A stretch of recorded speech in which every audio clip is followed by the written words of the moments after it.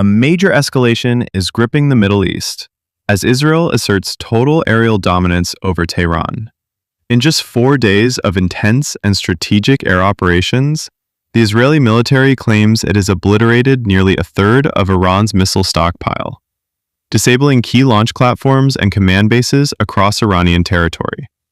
The Israeli Defense Forces say their jets now hold full aerial superiority over Iran's capital, a staggering statement amid growing fears of a regional war spiraling out of control. The response from Iran was swift and brutal. Hundreds of missiles were launched toward Israel in the early hours of Monday, breaching Israel's high-tech air defense systems and wreaking havoc across cities including Tel Aviv, Haifa, Bnei Brak, and Petah Tikva. At least 24 Israelis have lost their lives, with many more injured, as missiles flattened homes and set entire neighborhoods ablaze. Notably, the U.S. Embassy in Israel was also hit, sustaining minor damage. As these dramatic events unfold, the USS Nimitz, a powerful American aircraft carrier, has been redeployed from the South China Sea and is now heading toward the Middle East, a clear warning that the United States is preparing to directly engage if necessary. President Donald Trump delivered a chilling message to Tehran.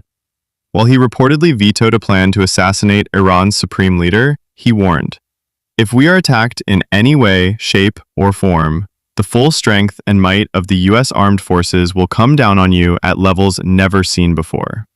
Meanwhile, Israel has shown no signs of slowing its military campaign. In addition to wiping out missile sites, Israeli airstrikes took out Iran's primary nuclear facility in Natanz and eliminated 3 high-ranking Iranian security officials, increasing speculation that a regime change may be on the horizon. Israeli Prime Minister Benjamin Netanyahu has publicly stated that the mission is focused on 2 key objectives: eliminating Iran's nuclear capabilities and neutralizing its missile threats. He also issued a stark warning to Tehran citizens, urging them to evacuate immediately, a statement reminiscent of Gaza evacuation notices during previous conflicts. In a move that underscores the potential for a wider war, Iran's leadership has called for the formation of an Islamic Army to rally regional allies against Israel. The regime vows to make Israel uninhabitable and shows no intention of retreating, despite suffering more than 220 deaths and over 1,200 injuries from Israeli strikes. Iranian President Masoud Pezeshkian vowed, "We will hold our ground," calling on Iranians to unite against the Israeli offensive. But internal unrest is growing rapidly. Powerful videos have emerged from Tehran and Karaj, showing citizens shouting anti-regime slogans from windows and rooftops. Cries of "Death to the dictator" and "Death to Khamenei" echoed through the night, signaling a population that may be ready for dramatic political change.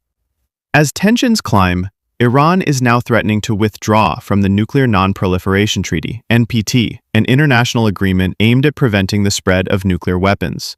Withdrawal would end international oversight of Iran's nuclear program and could trigger a dangerous new nuclear arms race in the region.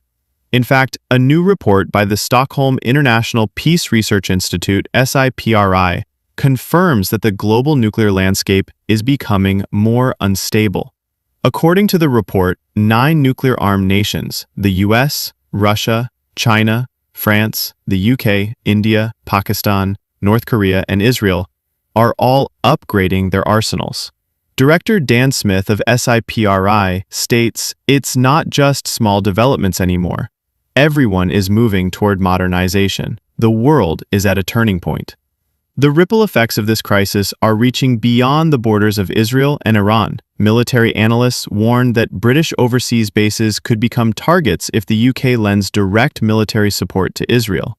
Iran has already issued warnings to the US, UK, and France, threatening retaliation for any military aid that disrupts its ongoing counterattacks.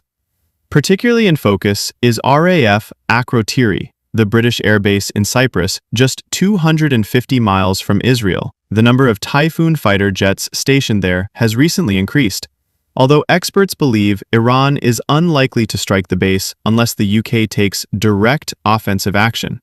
Professor Justin Bronk of the Royal United Services Institute, RUSI, explained that Iran might see UK air missions as acts of war.